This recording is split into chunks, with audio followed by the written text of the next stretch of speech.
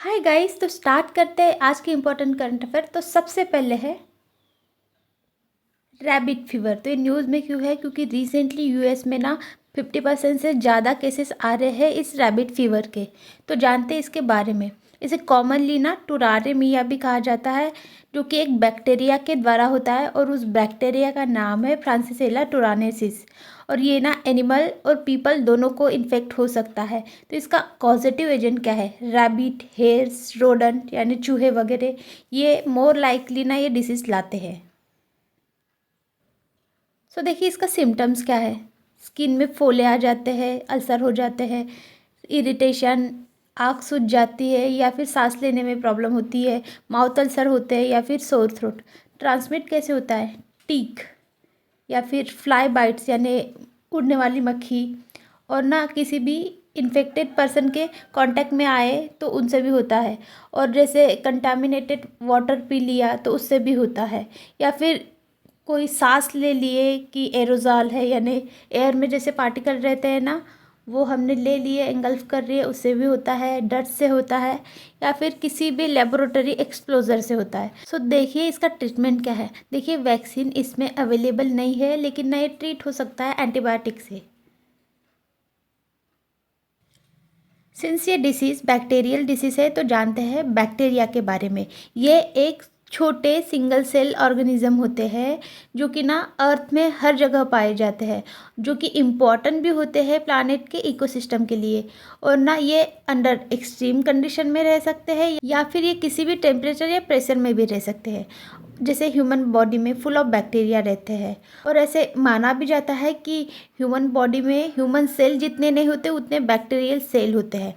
तो देखिए ये मोस्टली हर्ट नहीं करते, सिर्फ इनमें से 1%, जैसे 100% में से 1% हमें अफेक्ट करते हैं, 99% ये अच्छे ही होते हैं। तो ये 1% के कारण बाकी के 99% बदनाम हो जाते हैं। तो हमारे फूड में भी बैक्टीरिया रहते हैं, जैसे प्रोबायोटिक फूड, या फिर देखिए हमारी जो योगर्ट बनती है, चीज़ बनती है, दही बनती है, ये सब बैक्टीरिया के ही कारण बनती है ना। नेक्स्ट है हमारा एक्सपोर्ट इंस्पेक्शन काउंसिल।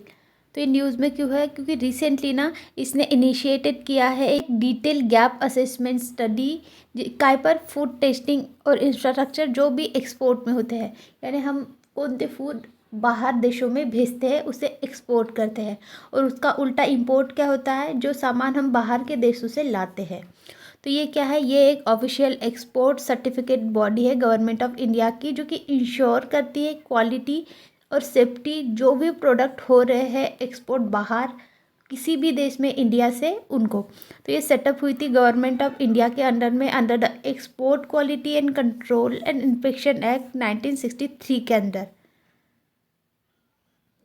सो देखिए इसका हेडक्वार्टर दिल्ली में है, और ये कौन से मिनिस्ट्री के अंदर में आते हैं? Ministry of commerce and industry. देखिए हम स्पाइसेस एंशियंट इंडिया से ही भेज रहे हैं, वेजिटेबल, दालें, सबसे ज़्यादा तो राइस का एक्सपोर्ट हम बहुत ज़्यादा करते हैं, फिर वेरियस शुगरी प्रोडक्ट, इन सब का हम एक्सपोर्ट करते हैं। जानते हैं क्वालिटी काउंसिल ऑफ इंडिया के बारे में। देखिए ये सेटअप हुई थी 1997 में बाय गवर्नमेंट ऑफ इंडिया, लेकिन इसके साथ ना 3 प्रीमियर इंडस्ट्री एसोसिएशन है जो इंडिया के, उन्होंने मिल के काम किया था। तो फर्स्ट है एसोचैम, इसका मतलब है associated chamber of commerce and industry of India. फिर है CII यानी कन्फेडरेशन ऑफ इंडियन इंडस्ट्री। और लास्ट है फिकी। फिकी का मतलब होता है federation of Indian chamber of commerce and industry. तो देखिए इसके फर्स्ट चेयरमैन थे रतन टाटा सर। नेक्स्ट है हमारा रानी वेलु नाचियार। तो ये न्यूज़ में क्यों है? क्योंकि रिसेंटली 3 जनवरी को इनकी बर्थ एनिवर्सरी थी, इसलिए ये अभी न्यूज़ में है। जानते हैं इनके बारे में। ये फर्स्ट क्वीन थी इंडिया की उस समय में, जिन्होंने ना फ्रीडम फाइट किया था against the British rule India में जो था। तो ये बॉर्न हुए थे जनवरी 3, 1730 को, और ये ना रामनाथ किंगडम से बिलोंग करते हैं, और इनको ना क्वीन ऑफ शिवगंगा स्टेट भी कहा जाता है, और तमिल लोग इनको बोलते हैं वीरमंगाई। और इनके पास ना वेरियस स्किल थे जो वार टाइम में काम आते थे, वैसे जैसे हो गया मार्शल आर्ट, वल्लारी, सिलम्बम, यानी क्या होता है, जो स्टिक होती है, लकड़े का डंडा होता है, उसको मार के यूज़ करते हैं ना वार में, वो होता है सिलम्बम। हॉर्स राइडिंग या फिर आर्चरी, इन सब में ये स्किल थी। सो देखिए ये है रानी वेलु नाचियार। तो ना इनको वेरियस लैंग्वेज भी आते थे, जैसे इंग्लिश, फ्रेंच, उर्दू। और ना इन्होंने हैदर अली के साथ मिलके और गोपाल नायक के साथ मिलके ना ब्रिटिश रूल के अगेंस्ट वॉर की थी, और ये वॉर इन्होंने विक्टोरियस यानी जीते भी थे। सो जानते हैं सिलम्बम के बारे में। ये क्या है? ये एक मॉडर्न और साइंटिफिक मार्शल आर्ट है जो कि तमिलनाडु से बिलोंग करता है। और जब पांड्यास, चोलास और चेरास का शासन चल रहा था ना, तब इन सब राजा ने इस आर्ट को भी प्रमोट किया था। नेक्स्ट है हमारा ब्लैक कॉलर्ड येलो कैटफिश। ये देखिए इसका कॉलर काला है और कलर येलो है, इसलिए इसका नाम है ब्लैक कॉलर येलो कैटफिश। तो रिसर्चर जो है NBFGR के, इन्होंने डेवलप किया है कैप्टिव ब्रीडिंग प्रोग्राम का एक प्रोटोकॉल इस इंडेंजर कैटफिश के लिए, इसलिए ये अभी न्यूज़ में है। तो जानते हैं इसके बारे में। ये ना एंडेमिक है चालाकुडी रिवर, जो कि केरला में है, सिर्फ यही पाई जाती है ये। और ये ना कोएग्जिस्ट करती है हाराबग्रुस निग्रोलिकोरिस से, यानी ये दूसरी फिश है उसके साथ ये एक साथ रहती है। तो जानते हैं इसके कैरेक्टरिस्टिक क्या है? देखिए ये ग्रीनिश ब्राउन मोटेड कलरेशन रहता है इसका, शॉर्टर बाबर्स रहते हैं, और ना इसका एक डिस्टिंक्टिव जेनेटिक ट्रेड होता है। सो जानते हैं इसका इम्पोर्टेंस कैप्टिव ब्रीडिंग का। तो देखिए ये ना हेल्प करता है इस स्पीसीज़ का कंजर्वेशन करने के लिए, और ना प्रोटोकॉल डेवलप होता है ना, तो वो क्या करता है, वो इंश्योर करता है कि उसका प्रिजर्वेशन हो रहा है बायोडाइवर्सिटी का वेस्टर्न घाट में। तो देखिए ये जो प्रोटोकॉल है ना, ये रिलीज़ किया है NBFGR। सो जानते हैं इसके बारे में। ये ना इस्टेब्लिश हुई थी 1983 में इलाहाबाद यूपी में, under the aegis of ICAR यानी Indian council of agriculture research.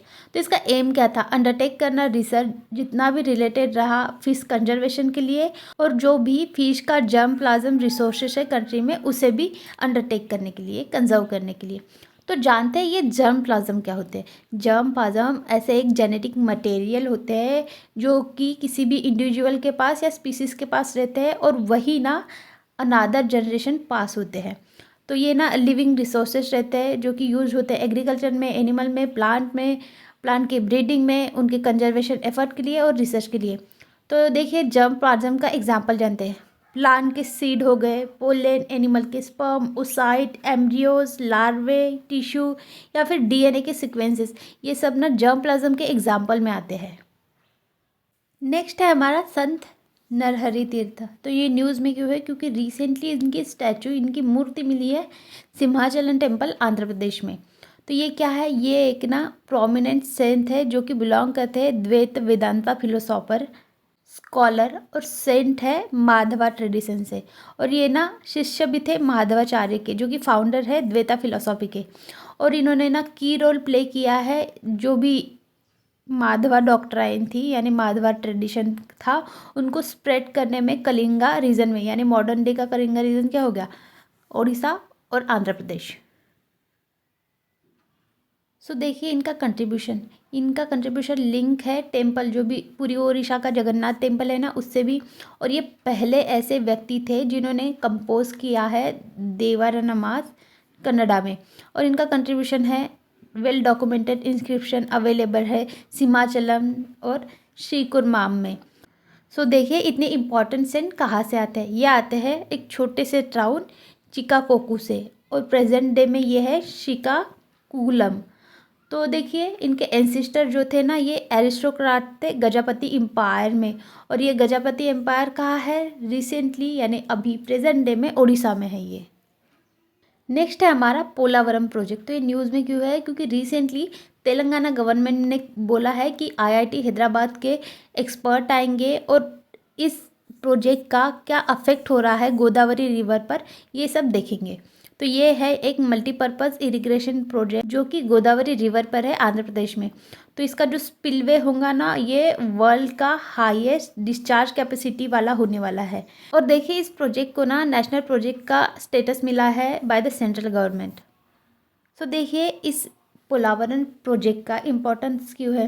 ये ना एड्रेस करने वाला है जो भी यहाँ पानी की किल्लत है उसको बूस्ट करेगा, एग्रीकल्चर प्रोडक्टिविटी, और ना पावर भी जनरेट करने वाला है। इसे ही इसलिए मल्टीपर्पज़ कहा जाता है। नेक्स्ट है हमारा काउपी।